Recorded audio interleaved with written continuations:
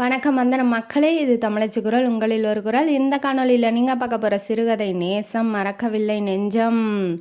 Hero ஹீரோயினுக்கு இடையே காதல், சந்தேகம், பிரச்சனை. அந்த பிரச்சனையை எப்படி தீர்க்குறாங்க அப்படின்னு வாங்க இந்த கதைக்குள்ளே போய் தெரிஞ்சுக்கலாம்.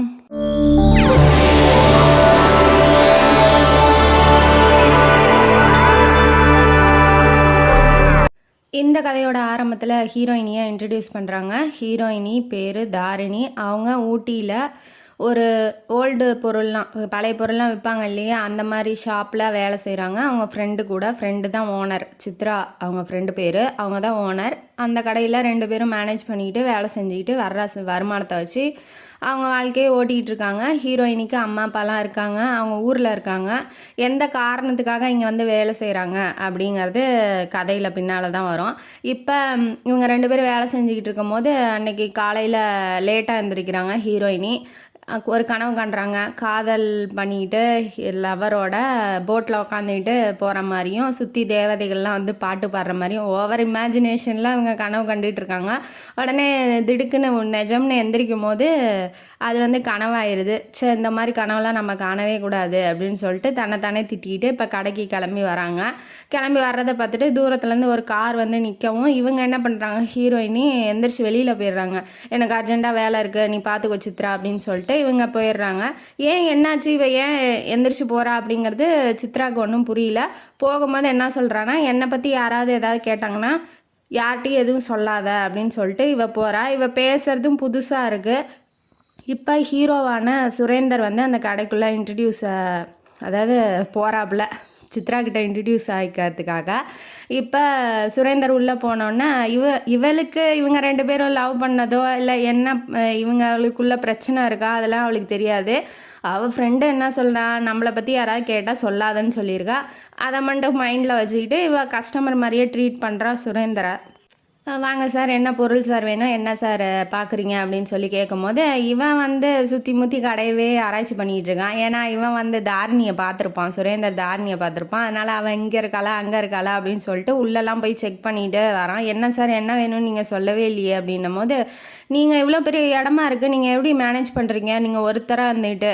இப்போ அவளை பற்றி அவன் தெரிஞ்சுக்கணுங்கிறதுக்காக இவன் கேட்குறான், எப்படி மேனேஜ் பண்ணுறீங்க அப்படின்னு சொல்லி கேட்கும்போது, இல்லை சார் நான் மட்டும் இல்லை, என் ஃப்ரெண்டும் இருக்கா, அவள் பேர் தா அப்படின்னு ஆரம்பிக்கும் போது இவளுக்கு ஞாபகம் வந்துடுது, நம்மளை பற்றி எதாவது கேட்டால் சொல்லாதன்னு சொல்லியிருக்கா. அதனால் இல்லை சார் என் ஃப்ரெண்டும் தான் இருக்கா, அவள் இப்போ வெளியில் போயிருக்கா அப்படின்னு வாட்டி இவன் ஒரு பொருள் சோஃபா பீரோ எல்லாம் பார்த்துட்டு, சரி நான் இதெல்லாம் பர்ச்சேஸ் பண்ணிக்கிறேன், எனக்கு எவ்வளோ ஆச்சுன்னு சொல்லுங்கள் அப்படின்னாட்டி இவளுக்கு வாயெல்லாம் பல்லு. ஏன்னா ரொம்ப அமௌண்ட்டு கொடுத்து வாங்குகிற ஒரே கஸ்டமரு சுரேந்தர் மட்டும்தான். அவளுக்கு ரொம்ப நாளாக சேல்ஸ் ஆகாமல் இருந்தது. இப்போ சேல்ஸ் ஆகும்போது அவளுக்கு ரொம்ப சந்தோஷம் ஆயிடுறா. சித்ரா பில்லை போட்டு தீட்டிடுறா. தீட்டினோன்னா இவனும் என்ன வேறு வழி இல்லை இல்லையா, இப்போ லவரை பார்க்க வந்துட்டான், அவளை பற்றி தெரிஞ்சுக்கணுன்னா இப்போ இந்த கடைக்கு அடிக்கடி வரணும். அதனால் அவனும் ஸ்வீட்டான கஸ்டமர் மாதிரி நடந்துக்கிறான். உடனே பணத்தை எடுத்து கொடுத்தோன்னே, இந்த பொருள்லாம் இங்கே இருக்கட்டும், நான் வீடு பார்க்கல, நான் பார்த்ததுக்கப்புறம் நான் வந்து எடுத்துக்கிறேன், ஆனால் அப்பப்போ வந்து செக் பண்ணிக்குவேன். செக் பண்ணுறது எதுக்கு, தாரிணி இருக்காளா இல்லையான்னு சொல்லிட்டு. ஆனால் அது அவளுக்கு தெரியாது இல்லையா சித்ராவுக்கு, அதனால் எதுவும் பேசிக்கல. சரி ஓகே சார், அவளுக்கு தான் இப்போ சேல்ஸ் ஆயிடுச்சுல்ல பொருள், அந்த குஷியில் இருக்கா. வந்து பாருங்கள் சார், நீங்கள் எப்போ வேணாலும் வந்து பார்த்துக்கலாம் அப்படின்னு சொல்லிட்டு செட்டில் பண்ணிட்டான். பணத்தெல்லாம் செட்டில் பண்ணிவிட்டு இவன் கிளம்பிட்டான். இப்போ தாரிணி வந்தோடனே, இங்கே பாருடி, இங்கே பாரு எவ்வளோ பணம் கொடுத்து வாங்கிட்டு போயிருக்காருன்னு, எனக்கு ரொம்ப சந்தோஷமாக இருக்குது, இன்றைக்கி வருமானம் செம்மையாக இருக்குது, உனக்கு என்ன வேணுமோ கேள்வி வாங்கி தரேன் அப்படின்னு சொல்லி சொல்கிறா. பணம் இருந்தால் யார் எப்படி வேணாலும் என்ன வேணாலும் வாங்கலாம் சித்ரா, ரொம்பலாம் சந்தோஷப்படாத அப்படின்னு சொல்லிட்டு இவ ஒரு சேடாகவே சொல்லிட்டு போகிறா. என்ன பிரச்சனை இவங்களுக்குள்ள அப்படின்னு சொல்லி அவளுக்கு தெரியல. ஏன்டி இப்படி பேசுகிற அப்படின்ன வாட்டி, அதெல்லாம் உனக்கு புரியாது சித்ரா விடு அப்படின்னு சொல்லிட்டு இவ வேலையை பார்க்குறா. மறுநாள் காலையில் பொக்கே வருது, ஃபுல்லாக ஃப்ளவர்ஸ்லாம் சூப்பராக இருக்குது. பொக்கே வருது. அவள் சித்ரா பேரை போட்டு உங்களோட ஸ்வீட் கஸ்டமர் அப்படின்னு சொல்லி சுரேந்தர் அப்படின்னு போட்டு வந்திருக்கு. பொக்கே அனுப்பிச்சோன்னே சித்ராவுக்கு ரொம்ப குஷி. பாரு பொக்கேலாம் அனுப்பிச்சிருக்காப்புல, ரொம்ப நல்ல ஒரு ஆட்டங்குது இவளுக்கு. அதை போய் அவள்கிட்ட காமிக்கவும், தாரிணிகிட்ட ஹீரோயினிகிட்ட காமிக்கவும், ஆமாம்மா பொக்கே அனுப்புவான், ஏன்னா உன்னை மடக்கணும் இல்லையா அவனுக்கு, அதனால் பொக்கே அனுப்புவான், டெய்லி அனுப்புவான், வந்து கூட பார்ப்பான். நீ இதெல்லாம் விழுந்துடாத, இதெல்லாம் சும்மா அவன் ஜாலிக்காக பண்ணுறது அப்படின்னு சொல்லி இவ சொல்லும் போது, என்னாடி சொல்கிற, எனக்கு என்னமோ அவரை பார்த்தா உண்மையாக இருக்க மாதிரி தான் இருக்குது அப்படின்னு சொல்லி சித்ரா தன்னோட ஒப்பீனியனை சொல்லும் போது, அதெல்லாம் இல்லை, நீ இதெல்லாம் பார்த்து மயங்கிராத, அவன் உன்னை ஏமாற்ற போகிறான், அதனால் உன்கிட்ட ஏதாவது அவனுக்கு வேலை நடக்கணும், அதனால அவன் பொக்கே அனுப்புகிறான் அப்படின்னு அவள் சொன்னோன்னே இவளுக்கு ஷாக் ஆகிட்டு, ஏண்டி இப்படி எரிஞ்சு விழுகிற, எனக்கு என்னமோ சுரேந்திர பார்த்தா நல்லவர் மாதிரி தான் தெரியுது அப்படின்னு சொல்லிட்டு அந்த டாபிக் அதோட முடியுது. மறுநாளும் அவள் சொன்ன மாதிரியே பொக்கேவாக அனுப்பிச்சு தள்ளுறான் அவன். இவ சொல்கிற மாதிரியே நடக்குது. அப்போ இவங்க 2 பேத்துக்குள்ளே ஏதாவது இருக்குமோ அப்படின்னு சொல்லி சித்ராவுக்கு டவுட் ஆகுறா. இவன் சுரேந்தர் கடைக்கு வரும்போதெல்லாம் தாரிணி இருக்க மாட்டா. நான் வாக்கிங் போகிறேன், நான் வெளியில் போகிறேன், எனக்கு உடம்பு சரியில்லை, எனக்கு தலைவலி அப்படி இப்படின்னு ஏதாவது ஒரு காரணம் சொல்லிவிட்டு அவன் கார் நிற்கும் போதே இவ கிளம்பிடுவா, ஏதாவது ஒரு காரணம் சொல்லிவிட்டு. அப்போ கன்ஃபார்மாக இவங்க 2 பேத்துக்குள்ளே ஏதாவது இருக்கும் அப்படின்னு சொல்லிட்டு சித்ரா தாரிணியை கூப்பிட்டுட்டு கடையை சாத்திடுறா. தாரிணியை கூப்பிட்டு, என்ன பிரச்சனை, அவரை உனக்கு தெரியுமா, எப்படி கரெக்டாக சொல்கிறா, என்ன பிரச்சனைன்னு நான் இன்ன வரைக்கும் கேட்டதில்லை, நீ எனக்காக இங்கே ஹெல்ப் பண்ணுறதுக்காக உன் வேலை நல்ல சம்பளத்தோடு இருந்த வேலையெல்லாம் விட்டுட்டு இங்கே வந்திருக்க, அதனால் உனக்கு என்ன பிரச்சனைன்னு சொன்னீங்கன்னா நான் ஹெல்ப் பண்ண முடிஞ்சால் ஹெல்ப் பண்ணுவேன் அப்படின்னு சொல்லி அஸ் அ ஃப்ரெண்டாக அவங்க அப்ரோச் பண்ணுறாங்க. உடனே தாரிணி இருந்துக்கிட்டு, யாரையுமே உனக்காக ஹெல்ப் பண்ணுறாங்க, அடுத்தவங்களுக்காக எதுவுமே செய்ய மாட்டாங்க சித்ரா, நீ முதல்ல இந்த எண்ணத்தையே மாற்று, எனக்கு ஒரு பிரச்சனை அப்படிங்கிறதுனால உனக்கு ஹெல்ப் பண்ணுற மாதிரி இந்த கடையில் நான் ஒர்க் பண்ணுறேன், மற்றபடி உனக்காகலாம் நான் அந்த வேலையை விட்டுட்டு வரல, இருந்தாலும் நீ நல்லவ அப்படிங்கிறதுனால நான் என் வாழ்க்கையில் நடந்தது என்ன, சுரேந்தர்கிட்ட நீ ஏமாறக்கூடாது அப்படிங்கிறதுக்காக நான் இப்போ சொல்கிறேன் அப்படின்னு சொல்லி தன்னோட வாழ்க்கையில் என்ன நடந்துச்சு, சுரேந்தர் எப்படி வந்தான், அவனை எப்படி மீட் பண்ணுறான், எப்படி லவ் பண்ணுறா அப்படிங்கிறத இப்போ சொல்ல ஆரம்பிக்கிறா. சென்னையில் மிகப்பெரிய ஆட் ஃபிலிம்லாம் எடுப்பாங்க இல்லையா, விளம்பரம்லாம் எடுப்பாங்கள்ல, அந்த கம்பெனியில் அவள் ஒர்க் பண்ணிகிட்ருக்கா மேனேஜர் எக்ஸிக்யூட்டிவாக. அதாவது இந்த விளம்பரத்துக்கு எப்படிலாம் எடுத்தால் நல்லா ஃபேமஸ் ஆகும் அப்படின்னு சொல்லி ஒரு பிளான் போட்டு கொடுப்பாங்க இல்லையா, அந்த மாதிரி அதாவது தாரிணி வேலை செஞ்சிகிட்ருக்கா. நம்ம சுரேந்தர் ஒரு சோப்பு கம்பெனி வச்சுருக்கான். அந்த சோப்பு கம்பெனி விளம்பரத்துக்காக இவங்க 2 பேரும் மீட் பண்ணிக்கிறாங்க. மீட் பண்ணும்போது இவ சொல்கிற ஐடியாஸ்லாம் சுரேந்தருக்கு ரொம்ப பிடிச்சிருக்கு. அதனால் அவனும் அவளை லைக் பண்ணுறான். உடனே ஒரு பொக்கேயில் அனுப்பிச்சி விட்றான்.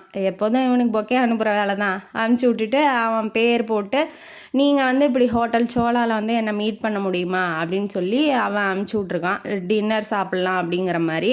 அவளுக்கு டென்ஷன் ஆகிட்டான். இவன் என்ன நினச்சிட்டு இருக்கான், நம்ம ஒரு டைம் பார்த்துருக்கோம், அதுக்காக இவன் அந்த அளவுக்கு போயிட்டான், ஹோட்டலுக்கெலாம் கூப்பிட்ற அவள் எக்ஸ்ட்ரீமாக யோசிக்கிறா, ஹோட்டலுக்கெலாம் கூப்பிட்ற அளவுக்கு போயிட்டான், இவனுக்கு எவ்வளோ தைரியம் இருக்கும் அப்படின்னு சொல்லிட்டு அவனை கொஞ்சம் அவாய்ட் பண்ணுறா. இருந்தாலும் இப்போ தொழில் விஷயமாக சந்திச்சு தானே ஆகணும். அவங்க ஆடை அதாவது அவங்க சோப்பு கம்பெனி ஆடை இவங்க தான் எடுக்கிறாங்க அப்படிங்கும்போது, இந்த கம்பெனி தான் எடுக்குது அப்படிங்கும்போது இவ போய் அந்த பிளானை கொடுக்கறது, பேசுறது இப்போ மீட் பண்ணி தானே ஆகணும். அதனால இவ போகிறா.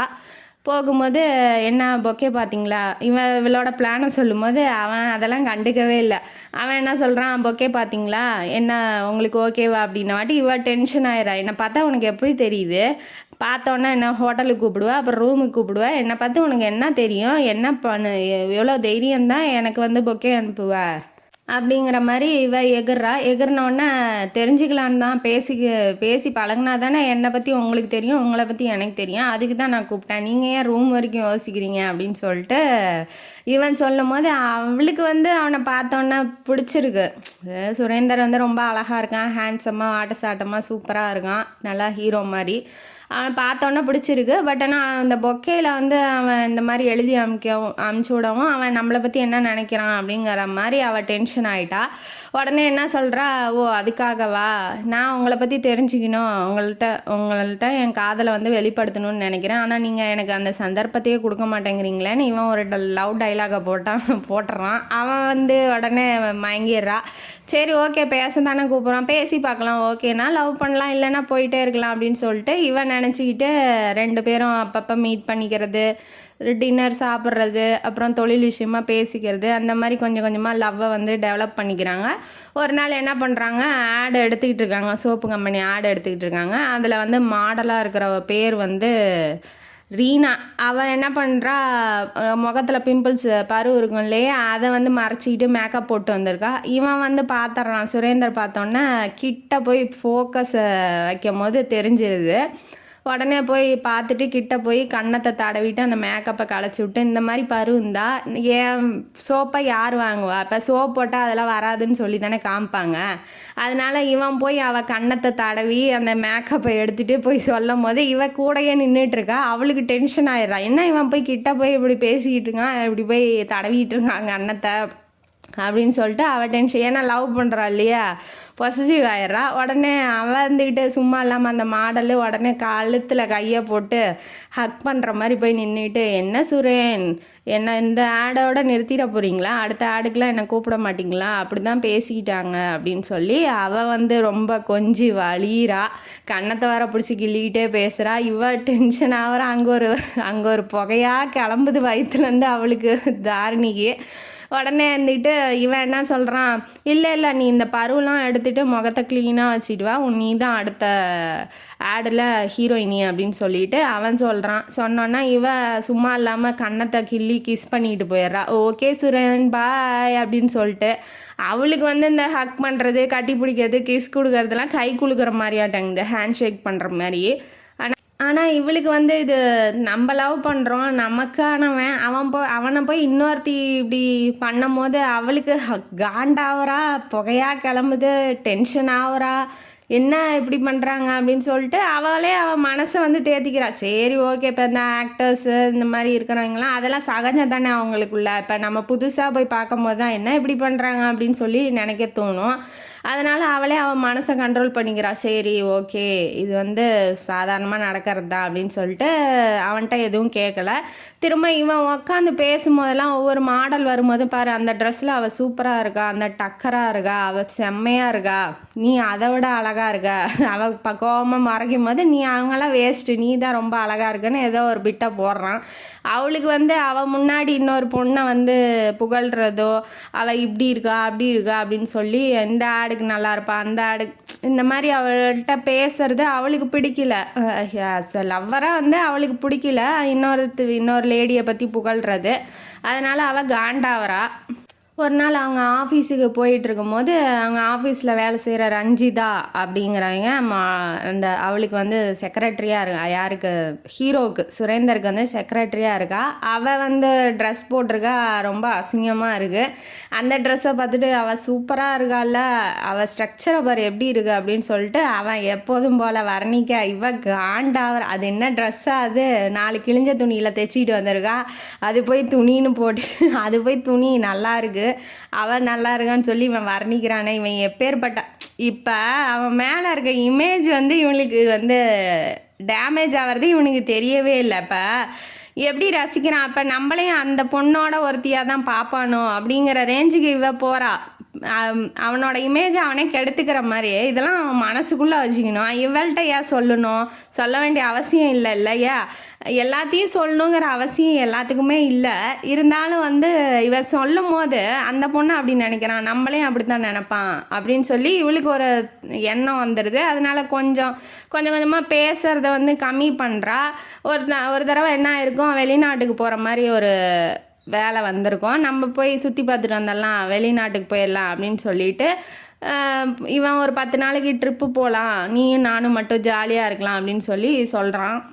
இவன் வந்து ஆல்ரெடி அவள் நல்லா இருக்கா, இவன் நல்லா இருக்கா, இப்படி இருக்கா அப்படி இருக்கான்னு சொல்லி இவள்கிட்டையே வர்ணிக்கிறான். இது பத்தாதுக்கு இவன் 10 நாள் ட்ரிப்பு வேறு தனியாக போகலாங்கிறான். இவன் நம்ப மாட்டேங்கிறான் அவனை. இவன் போய் என்ன பண்ணுவானோ தெரியல, நமக்கு பாதுகாப்பு இல்லை, ஒரு சந்தேகப்படுறா லவ்வரை, அதனால் பாதுகாப்பு இல்லை. ஆனால் அவளோட பர்மிஷன் இல்லாமல் அவள் கையை கூட அவன் பிடிச்சதில்லை. அவள் பர்மிஷன் கொடுத்தா தான் அவன் பேசுறது கூட செய்கிறான். ஆனால் இவள் வந்து சந்தேகப்படுறதுங்கிறது தேவையில்லாதது. இருந்தாலும் அவள் முன்னாடி அவன் அப்படி நடந்துக்கிறதுனால இவ பயந்துக்கிறா, தனக்கு பாதுகாப்பு இல்லாமல் போயிருமோ, வெளிநாடு வரைக்கும் இவங்க நான் நம்பி நம்ம போகிற மாதிரி இல்லை, நீ வேணால் கல்யாணம் பண்ணிக்கோ, அப்புறம் எங்கே வேணாலும், வெளிநாடு என்ன எங்கே வேணாலும் கூட்டிகிட்டு போ, நான் வரேன் அப்படிங்கிற மாதிரி இவ சொல்லிடுறா. ஏன் என்ன மேலே நம்பிக்கை இல்லையா அப்படின்னு சொல்லி சுரேந்தர் கேட்கும்போது, அப்படிலாம் எதுவும் இல்லை, நான் வந்து கல்யாணத்துக்கு அப்புறம் தான் இந்த மாதிரி வெளிநாடு இதெல்லாம் போகணுன்னு நான் ஆசைப்பட்றேன் அப்படின்னு சொல்லி அவள் சொல்லவும், சரி ஓகே கல்யாணம் தானே பண்ணிக்கலாம், எங்கள் அம்மா அப்பாட்ட வந்து நான் இன்ஃபார்ம் பண்ணிடுறேன், நீயும் உங்கள் அம்மா அப்பாட்ட சொல்லிடு அப்படின்ன வாட்டி சுமூகமாக தான் இன்ன வரைக்கும் போகுது. அதுக்கு இந்த கதையை சொல்லிகிட்டு இருக்கும்போது இவ சொல்கிறா, யார் நம்ம சித்ரா வந்து சொல்கிறா, ஆமாடி மாடலிங்கில் இதெல்லாம் சகஜம் தானே, இப்போ அவங்களுக்கு வந்து போய் வேணுன்னே விழுந்து வழிகிறவங்களாம் சில பெண்கள்லாம் இருப்பாங்க இல்லையா, அந்த மாதிரி அவன் என்ன பண்ணான், அவன் ஒன்றுமே பண்ணல, அவன் வந்து பண்ணுறத இவன் பேசாமல் நின்றுட்டுருக்கான், அவ்வளோதானே. இவனாக போய் எந்த பொண்ணு மேலேயும் விழுகலைல்ல, நீ ஏன் வந்து சந்தேகப்படுற அப்படின்ன வாட்டி, நீ உனக்கு தெரியாது சித்ரா, இது ஒரு தடவை இல்லை பல தடவை நடந்திருக்கு, நானும் என் மனசை வந்து கண்ட்ரோல் பண்ணியிருக்கேன், ஓகே இது தொழில் அப்படின்னு சொல்லிட்டு. பட் ஆனால் அன்னைக்கு நடந்ததுனால நான் பிரிஞ்சிட்டேன். உன்னை தான் சுரேந்தர் கல்யாணம் பண்ணிக்கிறேன்னு சொல்கிறாப்புல, அதுக்கப்புறம் என்னைக்கு என்ன நடந்துச்சு, எனக்கு என்னமோ அவர் மேலே தப்பு இல்லாத மாதிரி தான் தோணுது அப்படின்ன வாட்டி, இல்லை நான் சொல்ல போகிறத நீ வந்து கேட்டினா அவர் மேலே தான் தப்பு அப்படிங்கிற மாதிரி தான் நீ நினப்ப அப்படின்னு சொல்லிட்டு இப்போ அடுத்தது கதையை வந்து ஸ்டார்ட் பண்ணுறான். இவன் என்ன பண்ணிக்கிட்டான், சரி ஓகே எல்லாம் கல்யாணம் பண்ணிக்கலான்னு சொன்னோன்னே இவளுக்கு குஷி தாங்க முடியல, சரி நம்மளை தான் லவ் பண்ணுறாரு, ஏன்னா இவ ஓவராக லவ் பண்ணுறா அவள் சுரேந்தரை, அதனால் கல்யாணம் பண்ணிக்கிறாரு. அப்போ நம்ம நினச்சதெல்லாம் தப்பு தான், இவர் வந்து சும்மா தொழிலுக்காக, இப்போ அந்த பொண்ணுக்கிட்ட வேலை வாங்கணுன்னா நீ என்ன மோரக்கட்டையும் பாரு, இப்படி இருந்தால் எவன் வந்து உன்னை வந்து ஆட் ஃபிலிமில் சேர்த்திக்குவான் அப்படின்னு சொல்லி திட்டுனா அந்த பொண்ணு சரியாக வேலை செய்ய மாட்டா. அதனால் கொஞ்சம் அப்படியே பேசுகிற மாதிரி பேசி வேலை வாங்குறதுன்னு வச்சுக்கோங்களேன், அந்த மாதிரி சுரேந்தர் பண்ணிக்கிட்டு இருக்கான். உடனே இவன் வந்து ஓகேன்னு சொன்னோடனே ஃபோன் பண்ணுறா, காலையில் எழுந்திரிச்சோடனே லவ்வருக்கு ஃபோன் பண்ணும்போது அங்கே பிக் பண்ணுறது, அதாவது சுரேந்தர் வீட்டில் வந்து ஃபோன் எடுக்கிறது ரஞ்சிதா.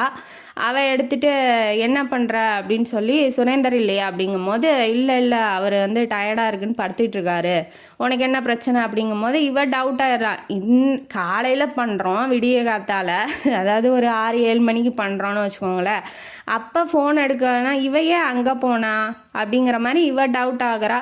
சரி ஏதாவது வாக்கு விஷயமா போயிருப்பா அப்படின்னு சொல்லிட்டு அந்த இதை அதோட விட்டுறா. அவன்கிட்ட கேட்கல, இப்போ என்னன்னா உடனே கேட்டிருக்கணும், இவ எதுவுமே கேட்கலங்கும் போது அவனும் விட்டுறான் இவளும் விட்டுறா. இப்போ ஃபங்க்ஷனு, ஒரு பெரிய ஃபங்க்ஷன், இவன் சோப்பு கம்பெனி விளம்பரம் எடுத்தான் இல்லையா, அது ரொம்ப ஃபேமஸ் ஆயிடுச்சு, அதனால ஒரு ஃபங்க்ஷன் மாதிரி வைக்கிறாங்க. இவன் வந்து பொக்கேவும் ஒரு சாரியும் கிஃப்டாக அனுப்பிச்சிருக்கான், யார் தாரணியோட ரூமுக்கு, அவள் ஹாஸ்டலில் இருக்கா, அந்த ரூமுக்கு வந்து கிஃப்டாக அனுப்பிச்சிருக்கான். அனுப்பிச்சிட்டு மை ஃபியான்சி இந்த என்னோடய கிஃப்ட்டு, இதை கட்டிட்டு வா ஈவினிங் ஃபங்க்ஷன் இருக்குது அப்படின்னு சொல்லிட்டு அந்த கார்டு மாதிரி இருக்குது, அதில் எழுதி அனுப்பிச்சி விட்ருக்கான். சரின்ட்டு இவளும் ஜாலியாக சாரியெல்லாம் கட்டிக்கிட்டு நல்லா ஜம்முன்னு கிளம்பி அந்த ஃபங்க்ஷனுக்கு போகிறா. போகும்போது அந்த கம்பெனியோட மேனேஜரோட ஒய்ஃப்கிட்டையும் போய் இன்ட்ரடியூஸ் பண்ணுறான். மேனேஜரோட ஒய்ஃப் வந்து இவனோட ஃப்ரெண்டு, சுரேந்தரோட ஃப்ரெண்டு, அவள் பேர் மனோகரி.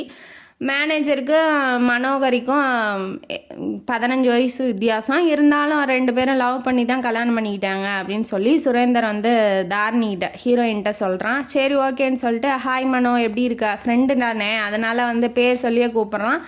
அவளும் வந்து என்ன சுரேன் என்ன பண்ணுற, ஏன் என்ன இத்தனை நாளாக வந்து பார்க்கவே இல்லை அப்படின்னு சொல்லி அவளும் ஃப்ரெண்டுங்கிறதுனால பேசிக்கிறாங்க. இது வந்து அவளுக்கு ஆக்வர்டாக இருக்குது. என்ன தான் இருந்தாலும் வயசில் அவங்க பதவியில் பெரியவங்க இருந்தாலும் ஃப்ரெண்டு அப்படிங்கிறதுக்காக இப்படி பேர் சொல்லி கூப்பிடணுமா அப்படிங்கிற மாதிரி இவ தொட்டதுக்கெலாம் சந்தேகப்படுறா அவனை. அதனால் அவள் அதுவும் கேட்டுக்கல. அந்த ஃபங்க்ஷனோட சரி முடிச்சுட்டு உக்காந்துட்டா, நீ போய் ஓரமாக உட்கார, நான் போய் மீட் பண்ணிட்டு வரேன்னு ஒரு 4 பேர்த்திட்ட பேசுறதுக்காக சுரேன் போயிட்டான். ஒரு வெயிட்ரு வரான், அந்த ஜூஸ் எடுத்துகிட்டு வந்து தரும்போது ஒருத்தன் இடிச்சு விட்டுறான், அந்த ஜூஸ் அவள் மேலே கொட்டிடுதுன்னு போய் வாஷ் பண்ணுறதுக்காக வாஷ்ரூம் போகிறா. பின்னாடியே இந்த ரஞ்சிதா போனோடனே என்ன பண்ணுறீங்க, எப்படி இருக்கீங்க அப்படின்னு சொல்லி இப்போ கேட்டால், தெரிஞ்சவ செக்ரட்டரியாக இருக்கா இல்லையா, அதனால் சுரேந்தருக்கு, அதனால் என்ன பண்ணுறீங்க எப்படி இருக்கீங்க, நீங்கள் ரொம்ப அழகாக இருக்கீங்க அப்படின்னு சொல்லி அவள் சொல்கிறா. ரஞ்சிதாவை தாரிணி வந்து ஹீரோயினி சொல்கிறா. நீங்கள் யார், நீங்கள் வந்து சுரேந்தருக்கு அந்த பிளான்லாம் போட்டு கொடுத்தவங்க தானே நீங்கள் அப்படின்னு சொல்லி தெரியாத மாதிரி பேசுகிறா. பட் ஆனால் அவளுக்கு தெரிஞ்சிருக்கணும், ஏன்னா இவன் அடிக்கடி அவன் ஆஃபீஸுக்கு போகிறான், ஆட் ஃபிலிம்க்கெலாம் போய் நீ கூட நின்று பார்க்குறா இல்லையா, அதனால் இவளுக்கு தெரிஞ்சிருக்குன்னா நான் தெரியாத மாதிரி பேசுகிறா. அப்புறம் இவ சரி ஓகே நான் கிளம்புறேன் அப்படின்ட்டு இவ வாஷ் பண்ணிட்டு சாரி வாஷ் பண்ணிட்டு வெளியில் போகும்போது இவ முன்னாடி வந்து நின்றுட்டு உங்களுக்கு பொக்கேலாம் கரெக்டாக வருதா அப்படின்னு கேட்குறா.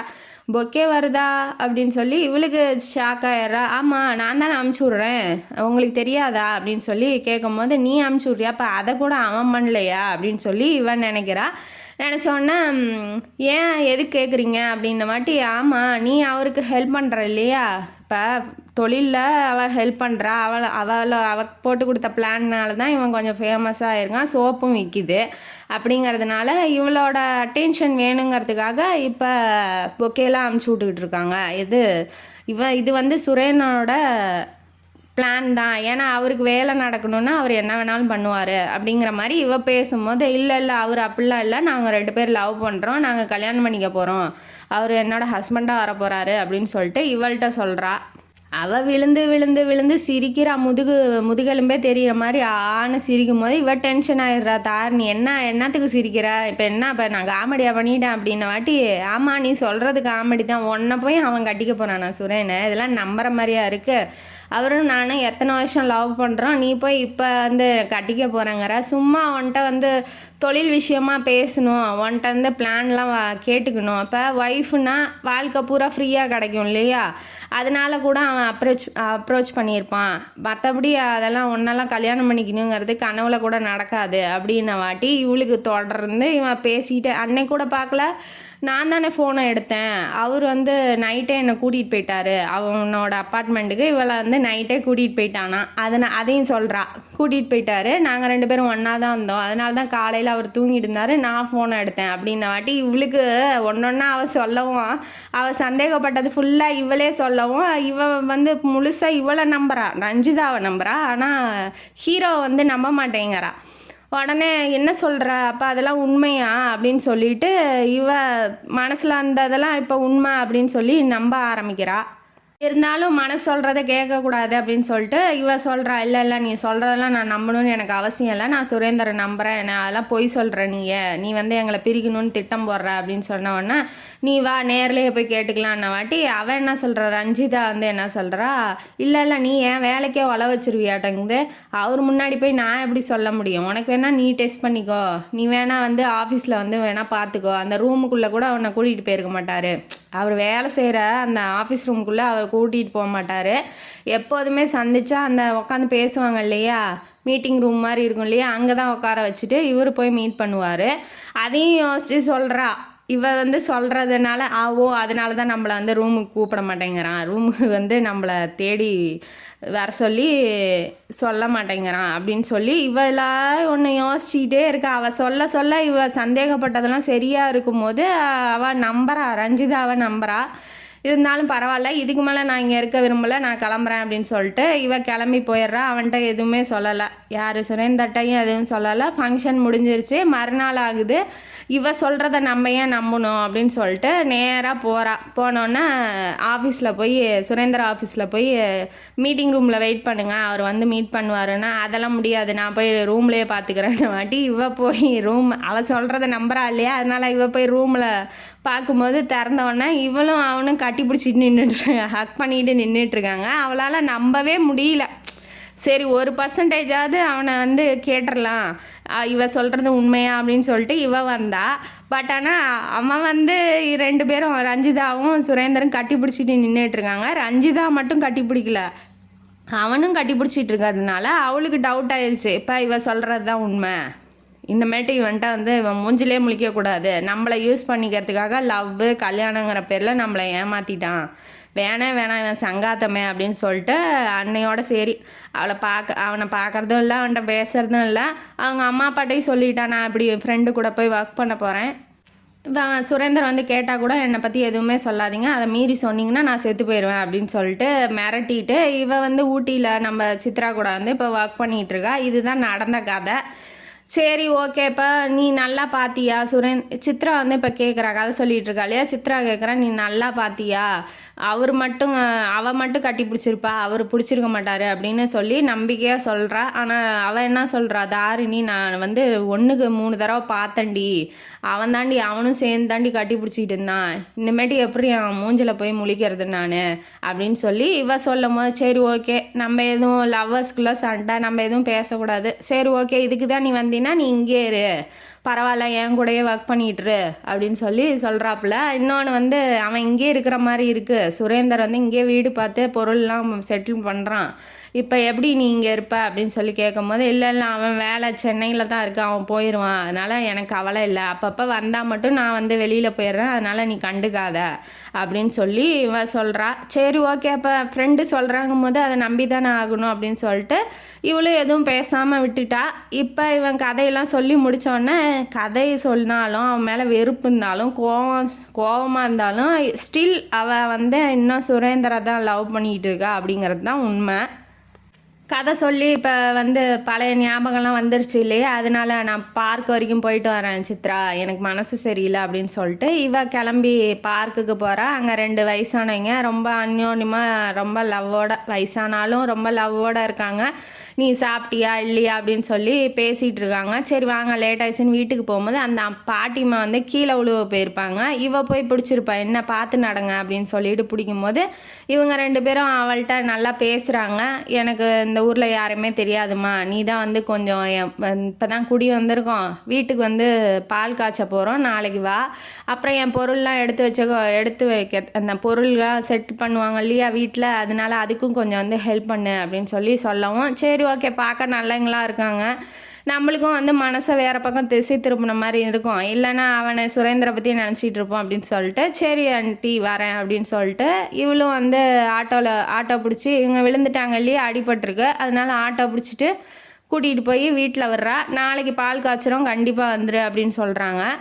அவங்களுக்கு ஒரு மகன் இருக்கான் அப்படின்னு சொல்லவும் அவர் வேலைக்கு போயிடுவார், 10 மணிக்கு மேலே தான் 10 மணிக்கு வேலைக்கு போயிடுவான், அதுக்கப்புறம் நம்ம போய்க்கலாம் அப்படின்னு சொல்லிட்டு இவ வந்து நினச்சிக்கிட்டு 11 மணி பக்கமாக மறுநாள் சித்ராட்ட சொல்லிட்டு இப்போ அந்த பால் காய்ச்சிற வீட்டுக்கு போகிறா.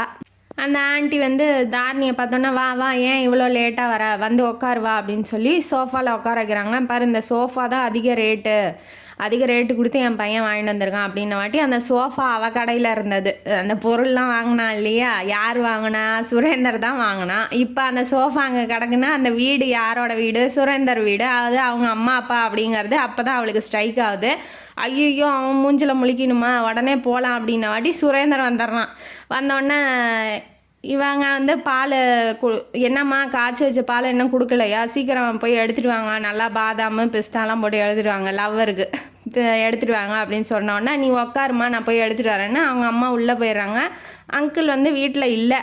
இப்போ இவர் வந்து பேச ஆரம்பிக்கிறாரு லவ்வர்கிட்ட. 2 வருஷம் ஆயிடுச்சு அவள் இங்கே வந்து, அங்கே என்னை விட்டுட்டு வந்ததுலேருந்து இங்கே தான் இருக்கியா அப்படின்னு சொல்லி பேச ஆரம்பிக்கிறாப்புல நம்ம சுரேந்தர். லவ்வர்கிட்ட முதல்ல பேசுகிறாரு 2 வருஷம் கழிச்சு. உடனே அவள் எதுவுமே பேச முடியல, அவனை பார்த்த ஷாக்லேயே அவன் நின்றுட்டுருக்கா.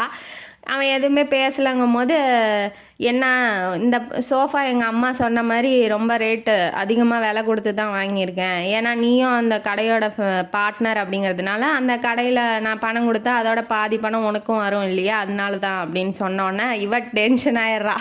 என்ன பிச்சைக்காரின்னு நினச்சிட்டு இருக்கியா, நீ கொடுக்குற அளவுக்கு நீ பெரிய தாராள பிரபுவா அப்படின்னு சொல்லி இவ ஆரம்பிக்கிறா. 2 வருஷம் காண்டை இப்போ தான் இறக்குனோன்னே என்ன சொல்கிற, உனக்காக நான் என்ன வேணாலும் செய்வேன், நான் தாலி கொடுக்க கூட ரெடியாக தான் இருக்கேன், ஆனால் நீ தான் வாங்கிக்க மாட்டேங்கிற மாதிரி சொன்னோடனே அவர் வந்து கூலாக தான் பேசுகிறாப்புல. இவ உடனே என்னங்கிறா, உங்கள்கிட்ட தாலி கட்டிக்க 10 கழுதைங்க முன்னாடி வந்து நிற்கும், அந்த கழுதையில் பார்த்து ஏதாவது ஒன்று கட்டிக்கோங்க அப்படின்ன வாட்டி அந்த ஒரு கழுதையை தான் தேடிக்கிட்டு இருந்தேன், அந்த கழுதை தான் ஓடியாந்துருச்சு 2 வருஷத்துக்கு முன்னாடி அப்படின்ன வாட்டி யாரை பார்த்து கழுதாங்க நீ, அப்போ நீ மட்டும் என்ன சொல்லலாமா அப்படின்னு சொல்லி 2 பேரும் பேச ஆரம்பிக்கிறாங்க.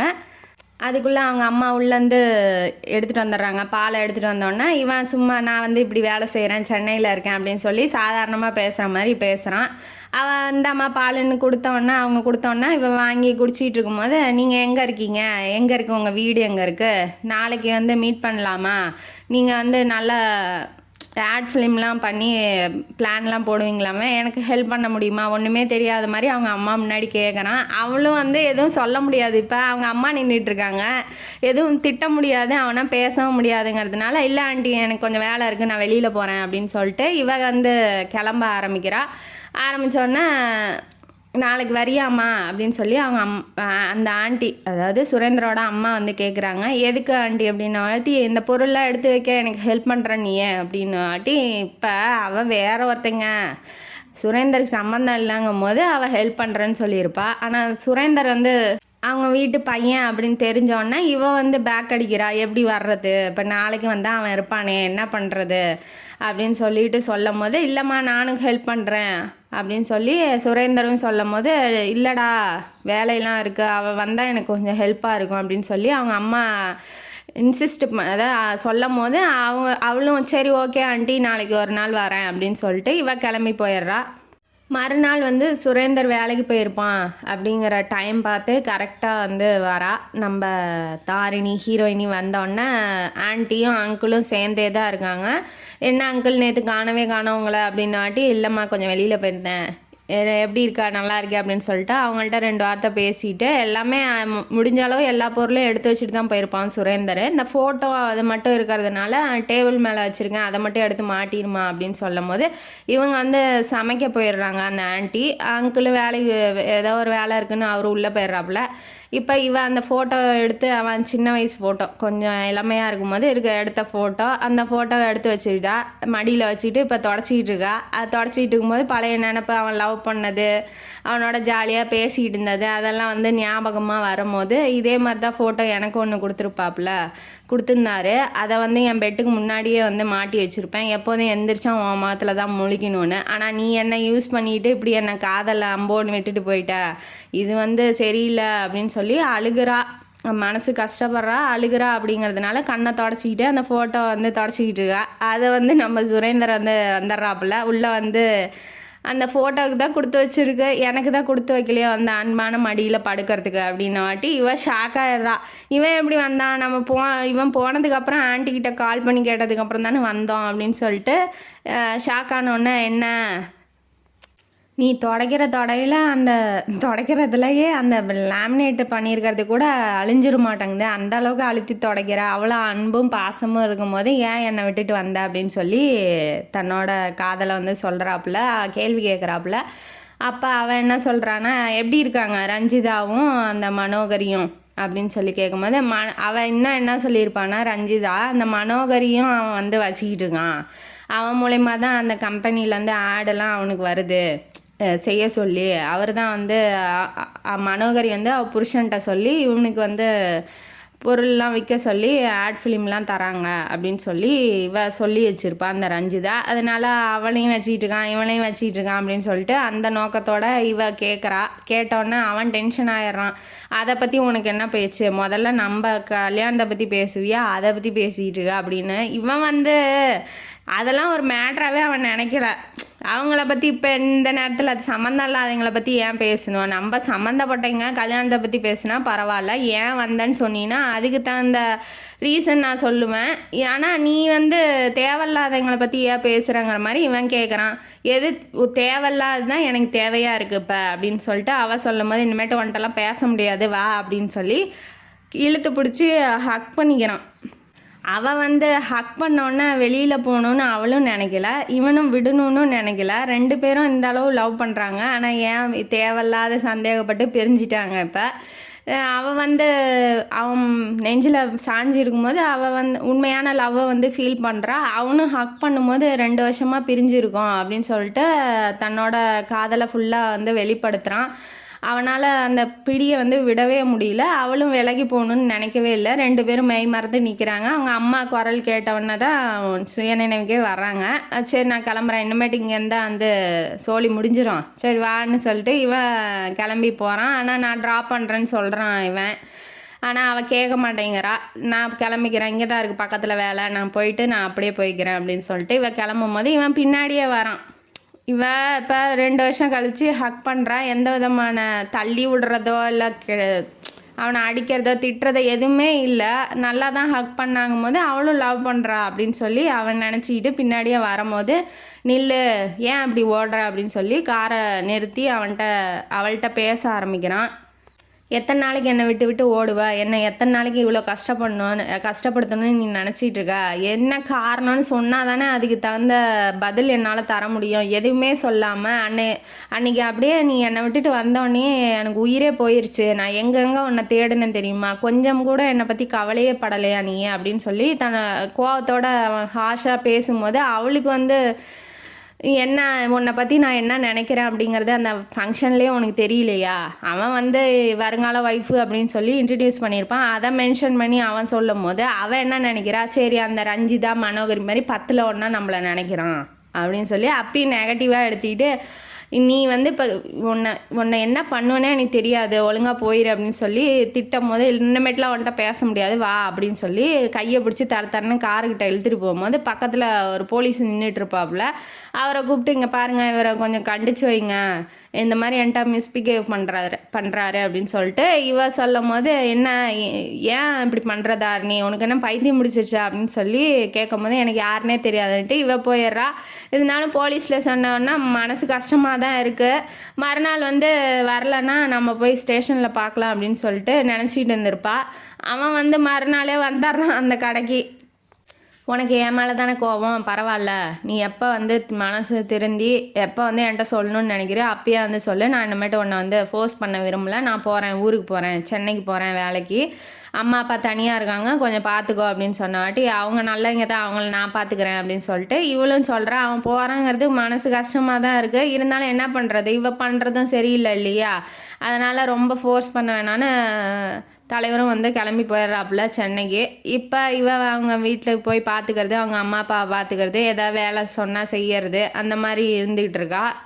ஒரு நாள் மனோகரிகிட்டேருந்து கால் வருது, இப்படி நான் என் புருஷனை டைவர்ஸ் பண்ண போகிறேன், இந்த மாதிரி அந்த ரஞ்சிதா கூட ஒன்றா ரூமில் கட்டி பிடிச்சி நின்றுட்டுருக்காரு, அதை பார்த்துட்டேன், அதனால் இவளுக்கு என்ன நடந்துச்சோ அதே தான் அவளுக்கும் நடந்திருக்கு. உடனே அவள் சொல்கிறா இந்த மாதிரி நான் டைவர்ஸ் பண்ண போகிறேன்னு வாட்டி அந்த அம்மா ஷாக்காக எழுதிட்டு கத்துறாங்க. என்னாச்சுன்னு சொல்லி கேட்கும் போது இந்த மாதிரி மேனேஜருக்கும் ஒய்ஃபுக்கும் 15 வருஷம் டிஃப்ரெண்ட்டு, 2 பேரும் மனோகரியும் சுரேந்தரும் ஒன்றா தான் வளர்ந்தாங்க, அவங்க இப்போ அக்கா தம்பி மாதிரி தான் வச்சுக்கோங்களேன், இந்த மாதிரி இருக்கிறாங்க. ஆனால் இவ இப்போ டைவர்ஸ் பண்ணுறேன்னு சொல்கிறா அந்த ரஞ்சிதாவால், எனக்கு ஒன்றுமே புரியல அப்படிங்கும்போது அந்த அங்கிள் சொல்கிறாப்புல, அந்த ரஞ்சிதா எனக்கு பார்த்தாவே பிடிக்காது, அவள் கேரக்டரே சரியில்லை, தேவையில்லாமல் அவளை நம்பிட்டு இவையே வாழ்க்கையை தொலைக்கிறா அப்படின்ன வாட்டி இப்போ என்ன நடக்குது அப்படிங்கிறது அவளுக்கும் என்ன நடந்துச்சோ அதுதான் இப்போ நடக்குது அப்படின்னு ஹீரோயினி நினச்சிட்டு இருக்கா. அப்போ நம்ம நினச்சது தப்பா, அவள் லவ் பண்ணுறேன் கல்யாணம் பண்ணிக்க போகிறேன்னு சொல்லியிருக்கா சுரேந்தரை, ஆனால் இவ ஏன் அவனோட புருஷனை போய் ஹக் பண்ணிக்கிட்டு நிற்கணும், அப்போ இங்கே சம்திங் ராங்காக நடக்குது, ஏதாவது தப்பு நடக்குது அப்படின்னு சொல்லிட்டு நான் சென்னைக்கு போகணும் ஆண்டி, நான் போயிட்டு உடனே வந்துடுறேன் அப்படின்னு சொல்லிட்டு இவ அந்த மனோகரியை மீட் பண்ணுறதுக்காக இப்போ போகிறா.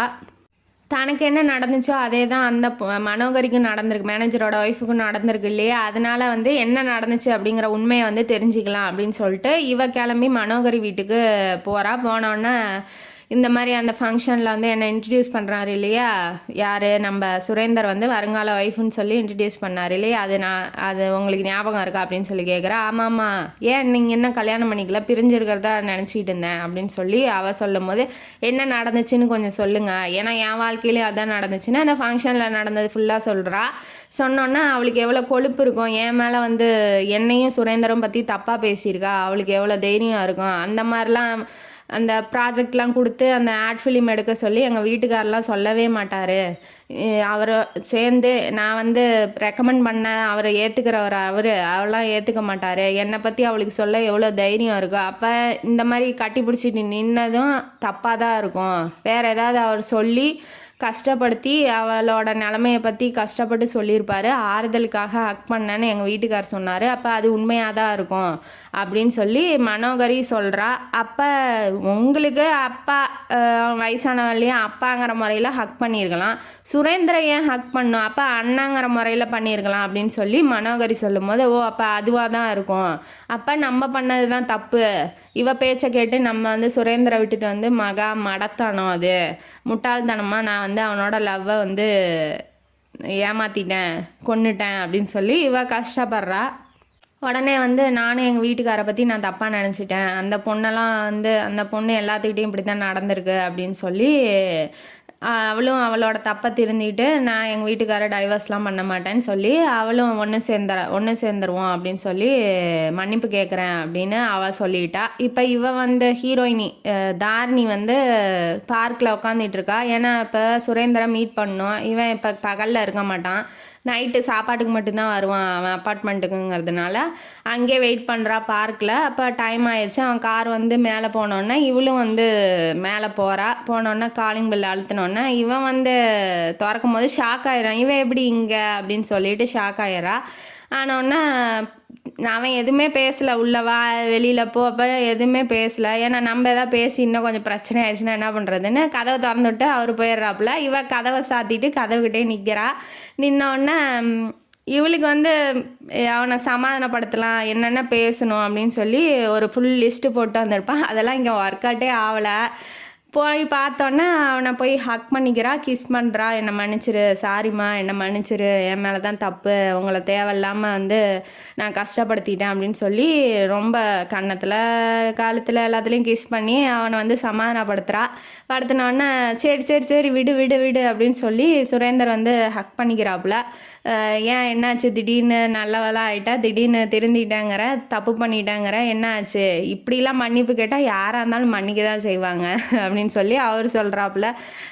நீ ஒரு கொலையே பண்ணிட்டு இருந்தாலும் நான் மன்னிச்சிருப்பேன் அப்படின்னு சொல்லி சொல்லும் போது நான் தான் அவங்க கொன்னுட்டேனே, உங்கள் காதலே நான் கொன்னுட்டேன், என்னை மன்னிச்சிருவீங்களா அப்படின்னு சொல்லி கேட்கும்போது எப்பயோ மன்னிச்சிட்டேன், என்ன நீ இப்போ கேட்குற, நீ வந்து இங்கே மன்னிப்பு கேட்டால் பத்தாது பாரு, அதான் அந்த ரூமுக்குள்ளே போய் கேட்டால் தான் பத்தும் அப்படின்னு சொல்லி சொல்லும் போது வாங்க போகலாம். இப்போ தான் அவன் மேலே நம்பிக்கை வந்துடுச்சு இல்லையா, பண்ணது தப்புன்னு தெரிஞ்சுக்கிட்டா. அதனால் வாங்க ரூமுக்கு, என்ன வாங்க வெளிநாடு போகலாம், எங்கே வேணாலும் போகலாம், ஐம் ரெடி அப்படின்னு சொன்னோன்னா இல்லை வேண்டாம், ஒரு தடவை நான் தப்பு பண்ணிவிட்டு உன்னை பிரிஞ்சது போதும், இனிமேட்டு நீ என்ன சொல்கிறியோ அதுதான் நான் கேட்பேன், எதனால் பிரிஞ்சேன்னு இப்பயாவது என்கிட்ட சொல்ல முடியுமா அப்படின்ன வாட்டி அந்த ரஞ்சிதாவை பற்றி சொல்கிறா.